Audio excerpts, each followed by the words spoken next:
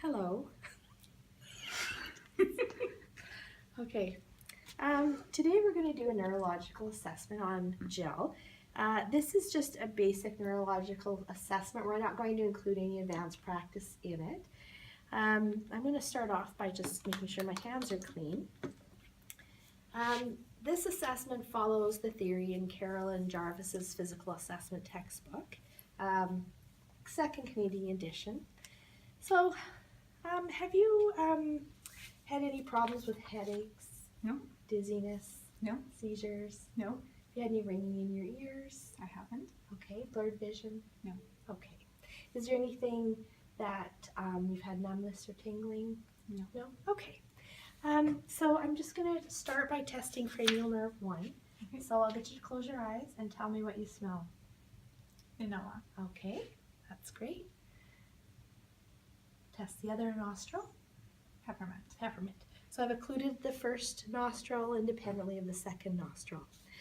Next we're going to check cranial nerve 2. Okay, if you could just close or look straight ahead. And I'm just looking into the back of the eye. Okay.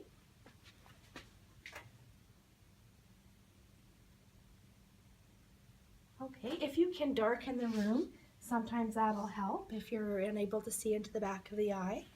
And what I'm hoping to see here is just that the ocular fundus disc shape inside is all within normal ranges.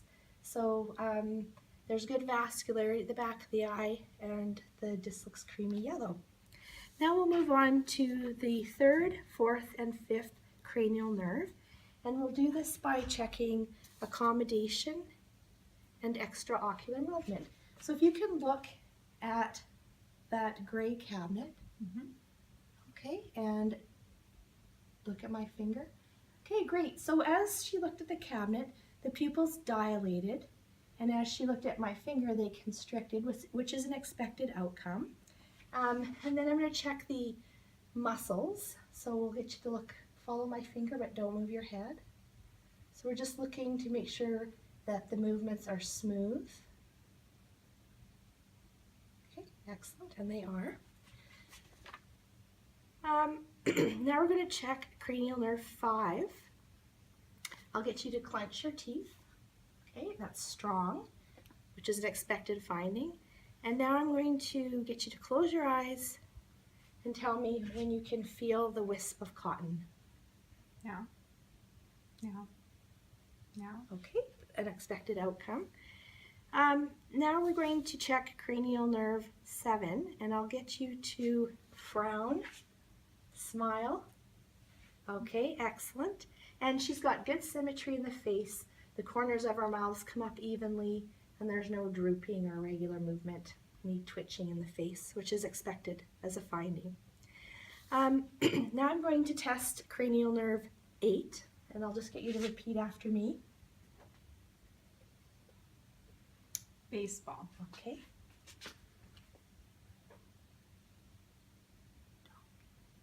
Donkey. Okay, excellent. So a 2-syllable word is appropriate, and just to shield your lips so they can't lip read what you're saying, and that was an expected finding. The next thing I'm going to do is I'm going to get you to, let's grab it. I'm just going to get you to open up your mouth and say ah. Ah. Excellent. Okay, so what I'm looking for there on cranial nerve 9 and 10 is that there was a rise of her uvula and it was equal on both sides. The back of the throat looks clear. I'm not going to check her gag reflex, but that is another way that you could do to check this cranial nerve. And I'm just stick your tongue down. You don't seem to have any tonsils. Oh, maybe a little bit of tissue there on the right side. Anyway, the throat looks clear.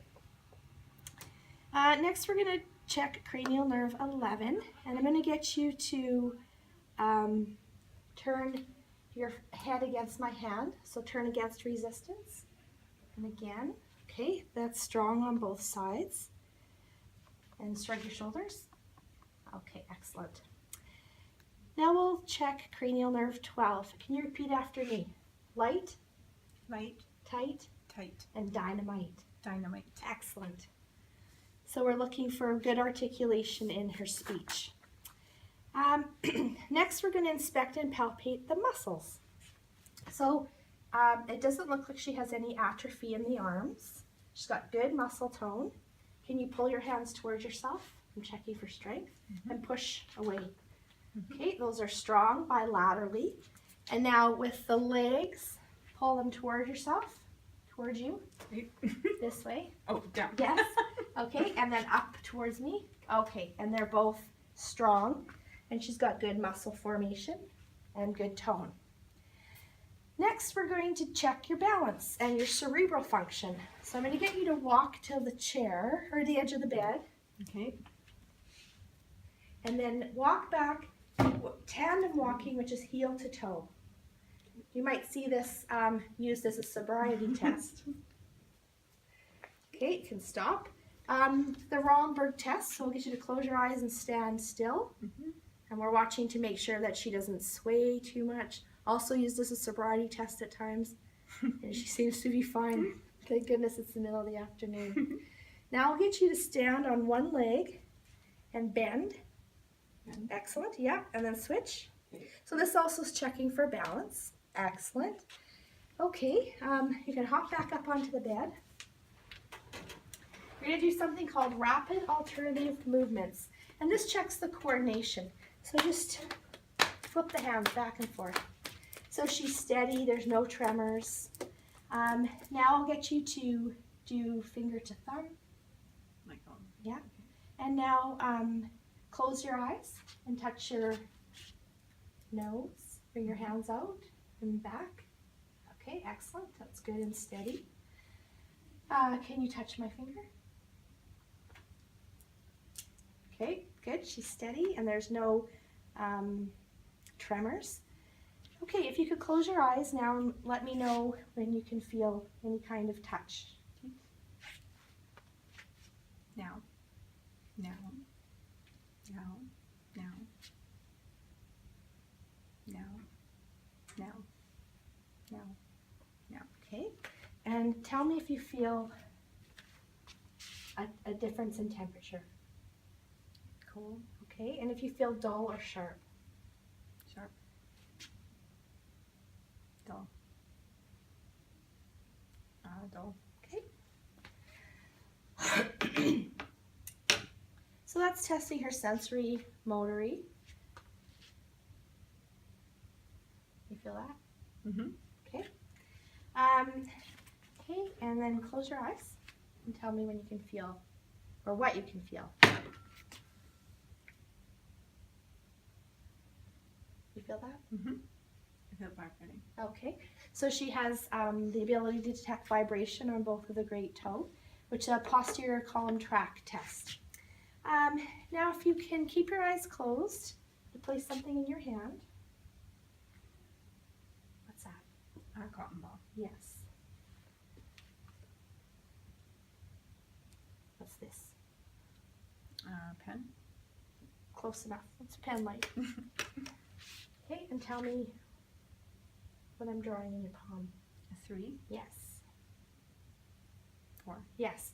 So that's stereogenosis and graphesthesia. Next, we're going to check your reflexes. So this is the deep tendon reflexes. So we'll start out, just get you to dangle your arm loosely. Okay. Oh, that's a positive. I would say that's just a brisk reflex. It's expected. That was the tricep. Now I'll do the bicep. Okay. And if you sort of get your thumb in and pinch on the tendon, you can see It goes you're right in the right place. So that's where you want to strike. And now we're going to do the brachial radialis. So it's just underneath the thumb there. Okay, yeah. Yeah, you felt that. Now in the textbook they do show a variation where you can just hold the thumbs together and just test it in that sense. But I like to do them individually. Okay. And I would do those on both sides. This one is one that is well known. This is the patellar. There we go. Okay, those are positive. Achilles. Oh, so you feel just a little dorsiflex there. Mhm. That's expected. Now, the superficial reflexes, I'm not going to test them on her, but if she was a male, we could test the creomastric, which is on the testicle, and then the abdominal, but we won't test that on her today. Of course, if you had an infant or a newborn, you would also check the newborn reflexes, but developmentally, we are not needing to do that today. So after you're done, you can just record any of your findings. All of our findings were expected, and that's the end of our skill test. So thank you very much, and have a Thank great you. day.